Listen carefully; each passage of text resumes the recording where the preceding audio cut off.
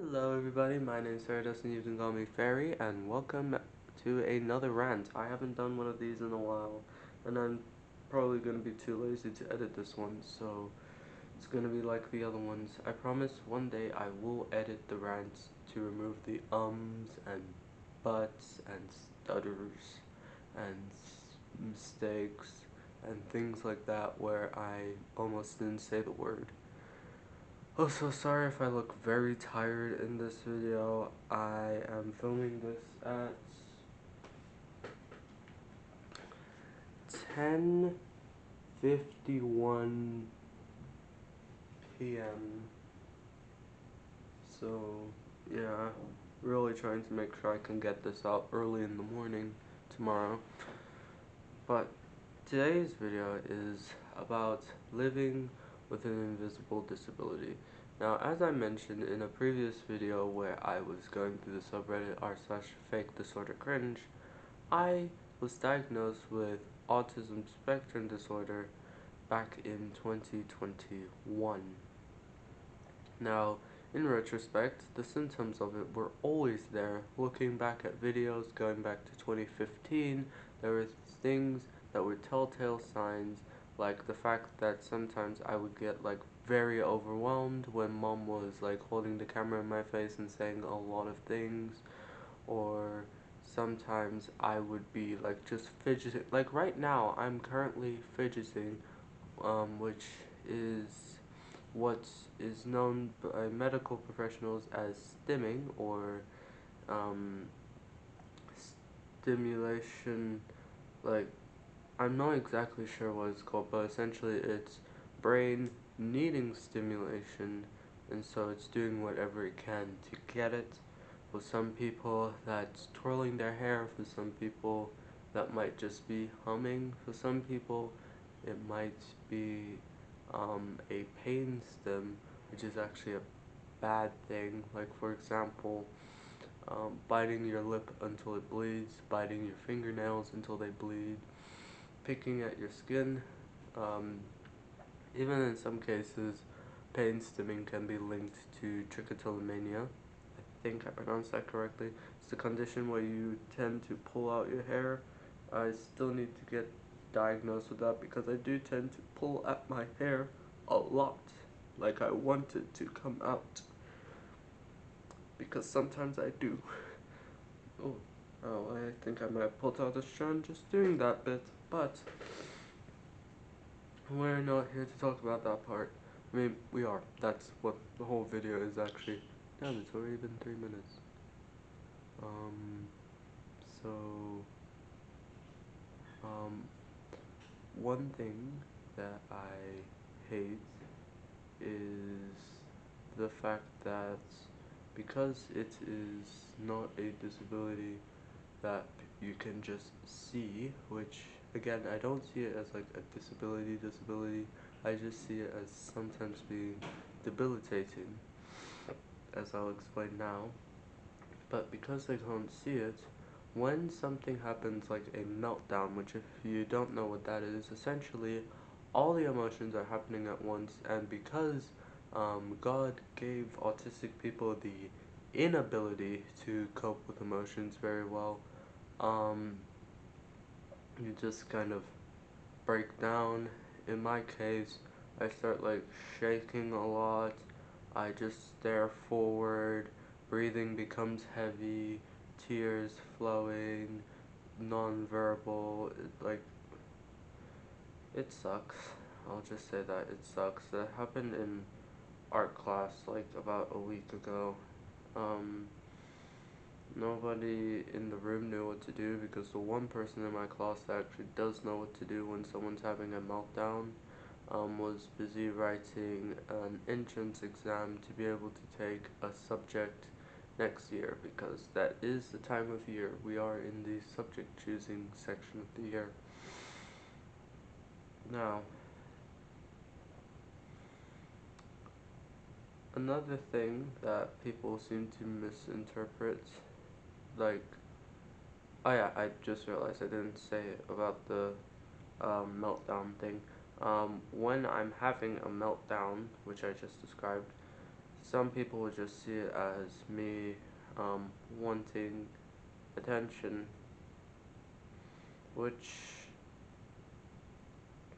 I don't want attention. I would like attention to the issue at face, which is the fact that I am currently like mentally shut down and would like to be started up again, you know? But yeah, also when something happens like, I think it's called an anger meltdown. I'm not exactly sure what the correct terminology is. I'm still educating myself on my own condition. Um, but essentially, it's sort of the same thing as a meltdown, except it's only just a lot of feelings of anger happening at once, and you can't control it. For me, it can involve like just repeatedly going like that. Um, can also involve kicking, screaming, punching, trying to stab people. It's a lot. It has gotten me in detention before. Um, and a lot of people used to think that it was just me being edgy, me trying to be the cool kid who tried to kill someone. It really wasn't. And whenever I think I'm in a safe space and I talk about it, people think I'm either lying or that I'm trying to gain attention. And I've legitimately, when that happens sometimes, I've just sat there crying about how no one seems to care about the fact that I have issues too, because they think that my issues are just lies. But anyway, moving on. Those events of me attempting to kill people might be like a bit it might have caused the people trauma, which already that is a big waft of guilt that I get every single day when I remember those events, of which there are too many to count on 5 people's hands. But also, um, I also have a little bit of trauma from then. Like sometimes I'll have like a reoccurring dream of me actually what would have happened if I did stab the person in the face with scissors, and it's like hor- horrifying for me.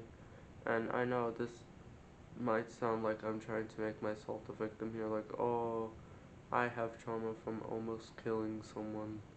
But just remember, this all happened when I was like, the last time I had like an anger meltdown to that extent, where I tried to kill the person, was 5 years ago, so I was 10. Imagine almost causing a death at 10 and having to live with that memory for the next 5 years. I'm 15 now and I still have those memories, and I'm guessing it's gonna get worse by the time I'm 20. I need to see a therapist about it, I know, but this is actually quite therapeutic, so I might not need the therapist. I definitely will, but yeah. Another thing with meltdowns, actually no, that's everything for meltdowns, but yeah. Um, Another thing is when I tell people that I'm autistic so that they know in advance, hey, I need to like watch the way I do things because it might make me uncomfortable. Like for example, don't make too much eye contact, because you can see now I'm actively trying not to make eye contact with the camera, because then I do and then I can see it in the viewfinder and it's like, ew. Um, but yeah, a lot of times I get told that you don't look autistic, and it's like, oh, I'm sorry. Let me just. Is that autistic enough for you? Because that's what you think an autistic person is. Just someone who has the mind of a child. but the body of someone who's already grown up or is just incapable of doing anything. And it's like, just, I'm getting mad just thinking about it, but yeah. Um, and my parents as well, they're not making any of this easier for me because, with my parents, you think they would be like the people who would be like the most hell bent on trying to make life more comfortable for me, knowing now that, hey, a child has had autism for all their life and we've done nothing about it. No. Literally the other day I had a conversation with my mom over the phone about getting that autism diagnosis and how she didn't, and how it went unnoticed for like several years. And she said that, well, you see, even then, when we did get the diagnosis, it wasn't like a diagnosis for autism. It was a diagnosis for autism spectrum, so you don't have autism. And that little nugget of knowledge there is why they don't understand why I'm a picky eater. They don't understand why I have emotional issues. They don't understand why I can't just sit down and read my notes and then from there memorize everything. They don't understand why I can't keep eye contact with a person. They don't understand why I get so obsessed over things so frequently. And they don't even try to understand. Um, and it's so weird knowing that I'm the one doing the most research in my family about my autism to try and make life for me better as opposed to everyone else. Like, I know this is gonna sound so much selfish, but just hear me out here. Don't you think that after you find out that your child has a condition that has affected them all their life, that has gone unnoticed for the first 12 years of their life, don't you think you'd try and make sure that the following, on average, 78 years are the are like more comfortable for your child? I at least I think so. Like, if my child, if I do ever have a child, although that's highly unlikely for reasons I will state in a different video. I'm not infertile. That's not that. Don't worry. That's not what I mean. But yeah. Uh, if my child does turn out to have something that we didn't know about for years, I will make sure that I can do everything I can to make the child feel better. Because my parents, and oh my goodness, the camera is going to die soon, so I should wrap this up. My parents don't seem to understand that I am different to everyone else.